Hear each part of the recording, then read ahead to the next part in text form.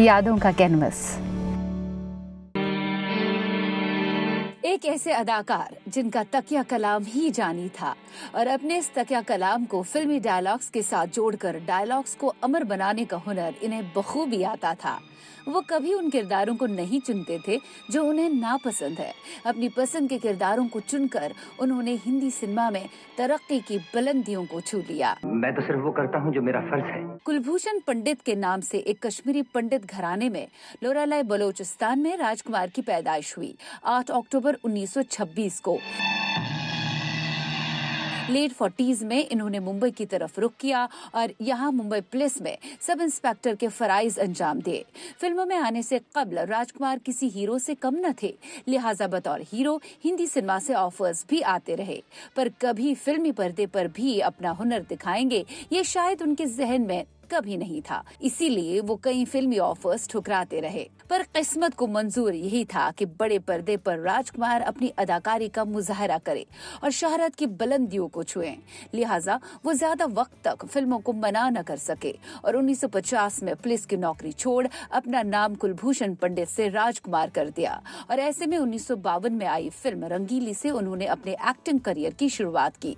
बाद उसके आबशार, घमंड, लाखों में एक जैसी फिल्मों में भी वो नजर आए, पर फिल्मकार सोहराब मोदी की 1957 की फिल्म नौशेरवानी आदिल से राजकुमार साहब लोगों की नजरों में आ गए और बाद उसके जब 1957 में फिल्म मदर इंडिया में एक्ट्रेस नरगिस के शौहर का किरदार निभाया तो शोहरत की बुलंदियों को छूना लाजमी हुआ। कुछ साल बाद एक्टर शम्मी कपूर के साथ 1959 की फिल्म उजाला में नजर आए, एक अलग से अवतार में कल्लू के किरदार में। बाद उसके 1959 में पैगाम में दिलीप कुमार के हमरा वो दिखे। उस वक्त दिलीप साहब अपने करियर के पीक पर थे, पर राजकुमार ने भी अपने किरदार को ऐसे निभाया कि सुपरस्टार को भी बराबर की टक्कर दी, एक मिल वर्कर का किरदार निभाकर। 1960 के दौर की बात करें तो 1963 की फिल्म दिल एक मंदिर में एक कैंसर के मरीज का किरदार इतनी बखूबी निभाया और अपने नाम बेस्ट सपोर्टिंग एक्टर का अवार्ड भी कर दिया। 1965 में जब बी आर चोपड़ा की क्लासिक वक्त में सुनील दत्त, शशि कपूर और बलराज साहनी के साथ नजर आए तो अपने जुदा से निराले से अंदाजे बयां की बदौलत लोगों की जुबान पर इनके बोले डायलॉग्स का रंगीन असर चढ़ा। दो सुपरस्टार्स के बीच में भी अपने सीन्स को अपने निराले अंदाज से अमर बना गए। अभी भी जानी ये चाकू है बच्चों के खेलने की चीज नहीं, हर एक की जुबान पर है। 1967 की फिल्म हमराज, 1968 की नीलकमल और मेरे हुजूर कभी एक आशिक की भूमिका निभाकर दिल जीता। इंसान की जिंदगी वो कश्ती है जो थपेड़े सहती तूफानी मौजों का सीना चीरती हुई मंजिल की तरफ बढ़ती। कभी एक मुर्दा शौहर का किरदार निभाकर ज़हनो दिल पर काबिज हो गए। 1970 में ही रांझा में बतौर हीरो काम करने के बाद 1971 में हेमा मालिनी के साथ लाल पत्थर में एक जमींदार का किरदार निभाकर राजकुमार ने लोगों को हैरान कर दिया। 1971 में फिल्म मर्यादा में भी इनका रोल ये जाहिर करता है कि किरदारों का चुनाव उन्हें बखूबी आता था।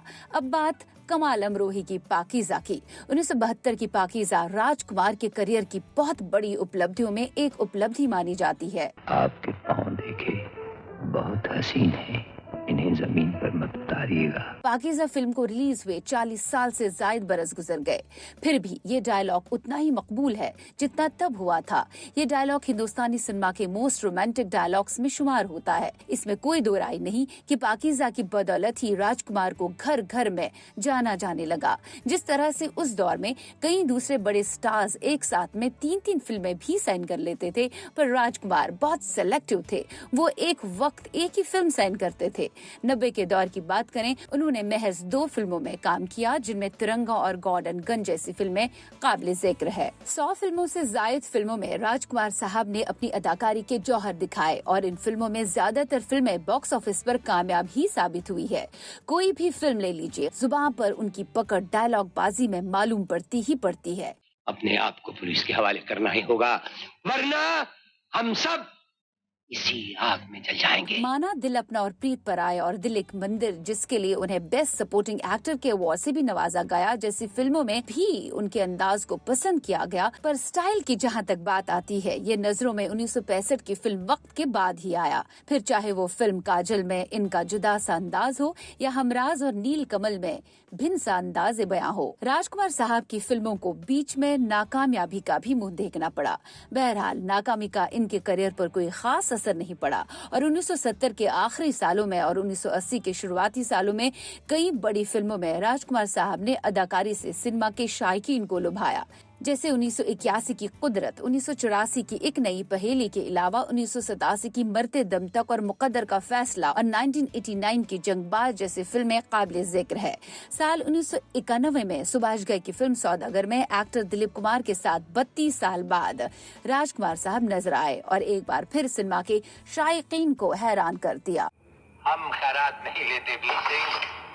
1992 में अपनी आखिरी हिट तिरंगा से अपने अंदाजे बयां से एक ऐसी छाप छोड़ी कि आज तक इस फिल्म के डायलॉग्स लोगों की जुबान पर है। इस दुनिया में हमारा कौन है?